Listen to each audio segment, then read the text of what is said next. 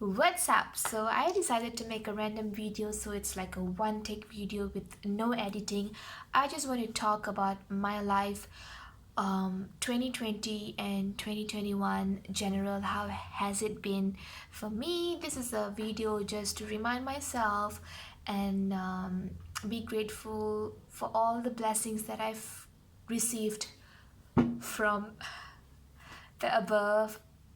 Yeah, so for those of you who are watching this video, who are subscribed, who liked my channel, who are liking my videos, thank you so much. I am uploading videos on my YouTube just as a diary or a journal to document the different phases of my life and to reflect back on the memories that I have. Okay, so I have no topic in mind, but I just want to talk about COVID and how it has affected my life in 2020 and 2021. So today is the 6th of August 2021. So last year around this time, I was barely surviving. Okay, so I'm a Malaysian, I work in Singapore, and I have had a 2 year plus relationship, and that relationship was going towards marriage, where both of our parents met, and we were planning other steps before COVID, the worldwide pandemic hit.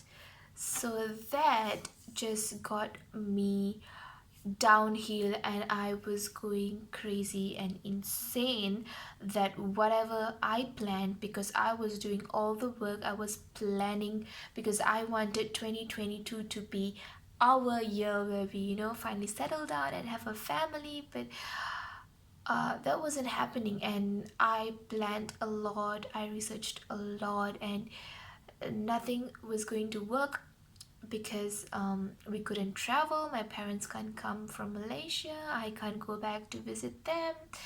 The both families can't meet for the second time to speak about the engagement. Nothing.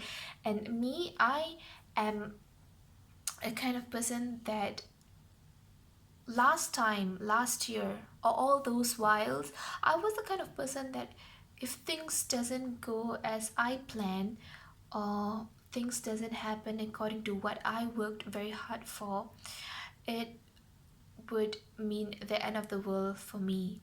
It is not supposed to be like that. That's my weakness. So I was going crazy, I was depressed, and my ex-boyfriend at that time, he was working like a machine. Literally, he was working from like 6 a.m. He has to be at work, and then he comes home at 1 a.m. and then he works even on weekends. So me being an expat in Singapore, I was going to work and coming back home. I rent a room all of myself. So I was very lonely, and I would scream. I was being very toxic. I would scream. I'm like, why are you not spending time with me? Why are you not planning ahead? Or why are you not planning for our next step and everything? And that drove him really crazy, which I totally understand. If you're having only like a 4 hours sleep every day, and your parents are wondering why you're working like this, because and your girlfriend is not being supportive and just always being so cranky and moody and throwing tantrums, I understand. We broke up, that didn't happen.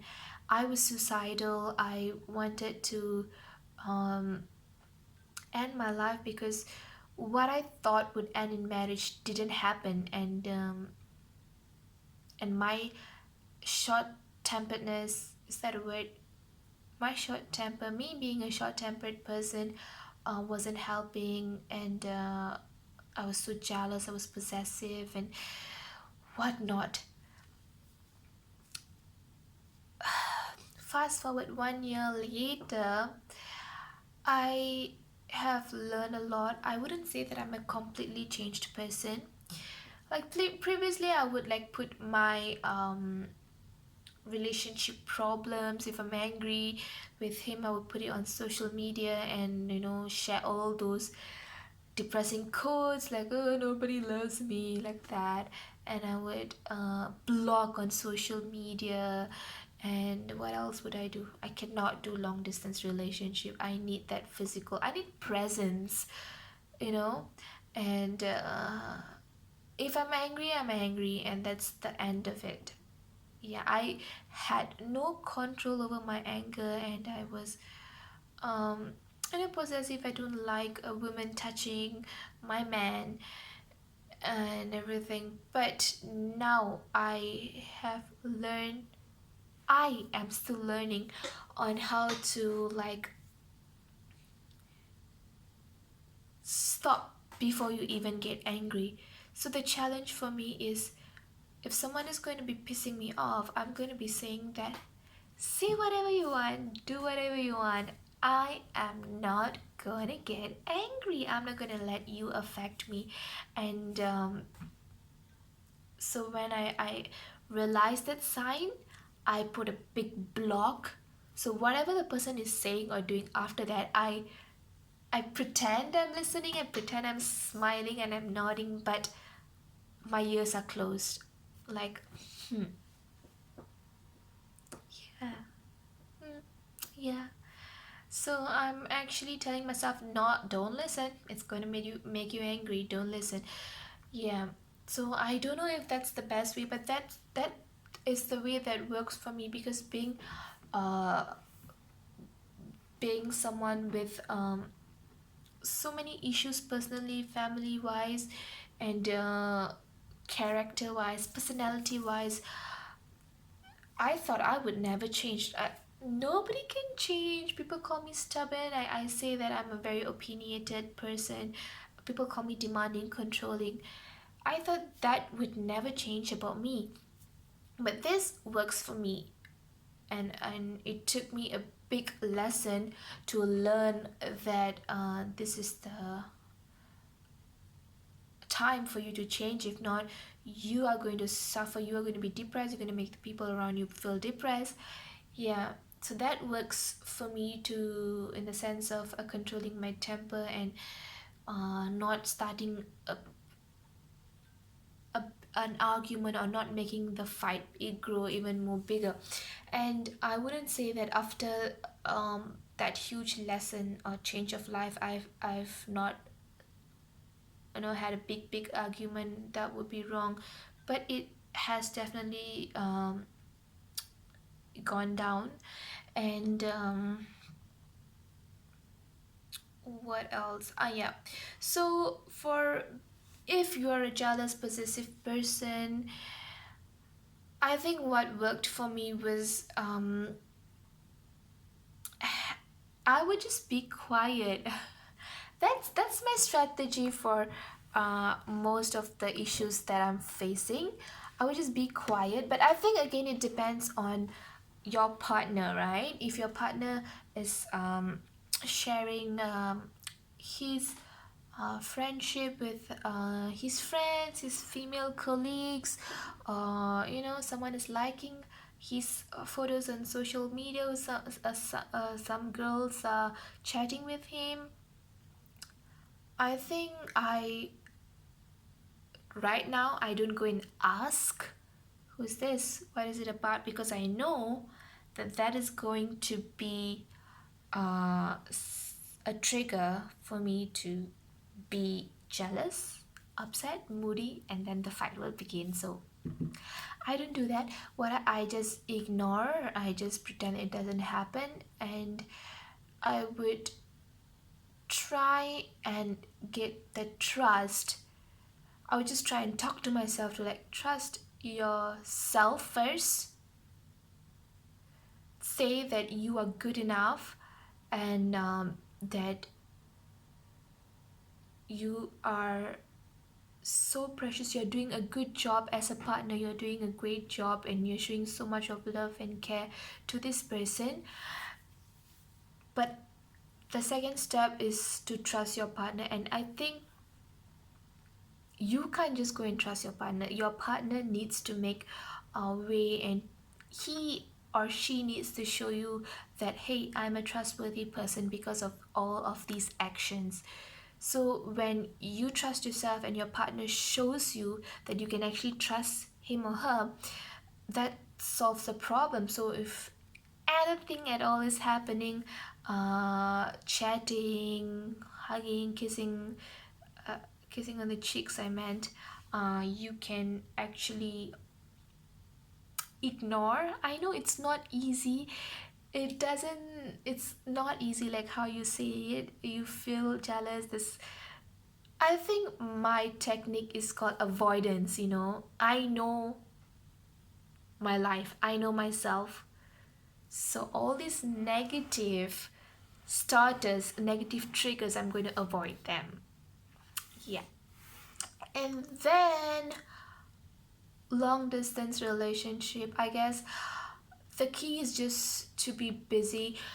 Do not focus yourself on one person or your one relationship. You have to think about your family, you have to think about your career, you have to think about your family life.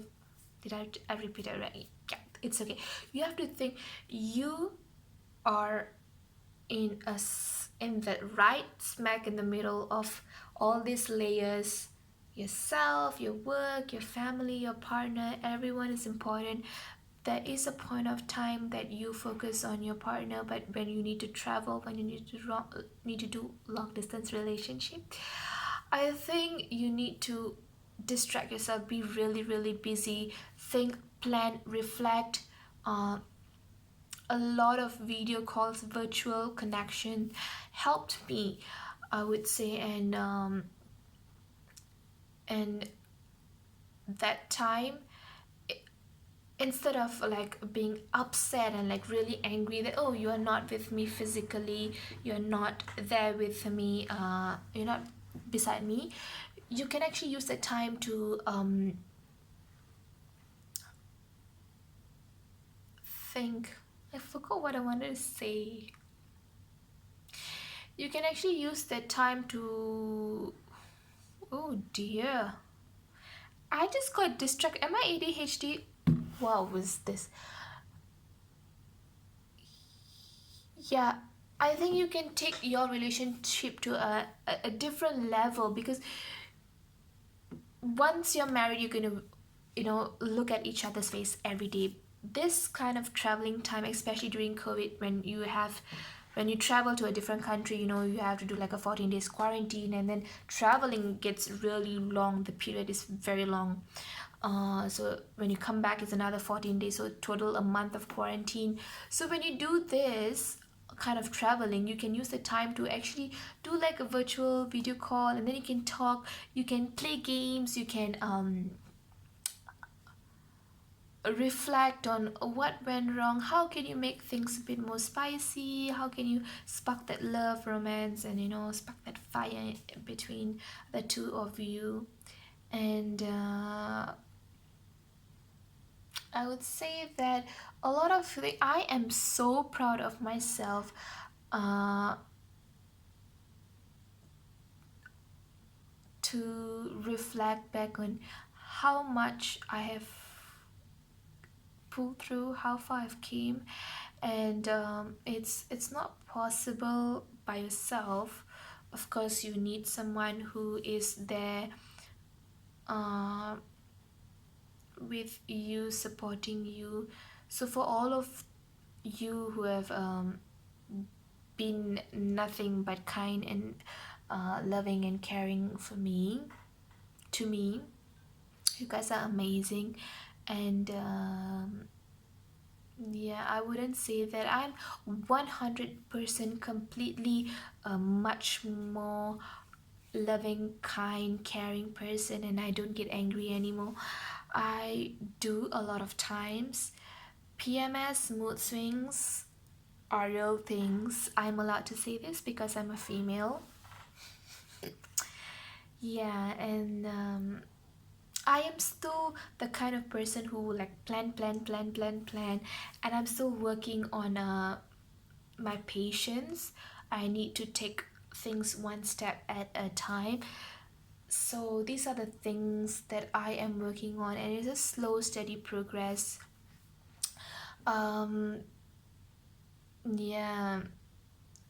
And recently I've had like one or two lessons, like You want answers immediately, you want things to be done then, but it's impossible, so you can do nothing about it. So just don't think about it, and just focus on other things that you can do right now. Be present, and then after a few weeks, after a few months, that thing would be completed by itself. Same that I've read somewhere, if there's an issue, you don't have to, if you have a problem or whatever, even like an email that is a complaint email, you don't have to reply then. Leave it for 24 hours, 2 days. By the time you get back to it, that issue would be resolved, most probably by themselves, or by itself, or you would be much more in a better state of mind to handle that um, issue with much more maturity, and the heat of the problem would have gone down in that given period of time. So take one step at a time, go with the flow. If things are negative, if things are being so difficult, just, I know a lot of my strategies that I say, the techniques are avoidance, but that is what personally works for me. And I'm trying to like explore, like, what else can I do to be a better person, a better teacher, a better daughter, a better girlfriend, wife, or basically a citizen, or a human in general. I think we all need that very much. And I find so much happiness in giving surprises to people. I find so much pleasure in making other people happy, just putting a smile on them. I think that's the most valuable thing, because for very long, I for almost a year, few months, almost a year, I couldn't decide what makes me happy. I was in that stage until I went back to Malaysia despite the COVID. And then I had a lot of time during the hotel quarantine to reflect, to think. um, when you are there present, you actually know that, oh, all these things make me happy. I don't get it when I'm in this place, but I get it when I'm here. And these people doesn't give me that. These people give me negative vibes. These people are like this, like this, like this. These people are loving, caring. These people I can talk to. These people understand. These people don't understand. I had a good fair amount of time to think about all of these things, which is great. So I have done ranting about my self. Yeah, I think I talked about my learning journey and my progress and my growth, which is about 19 minutes long. So thank you for listening, and I hope it helps you. What works for me might not work for you. What worked for you might not work for me. But I hope we all are happy where we are, and we do things that make us happy, and we don't have to think about other people. If someone has to say, oh, don't do that, don't do that, don't do that, I'm not gonna listen, because you do you, I do me. Yeah. Have a good day.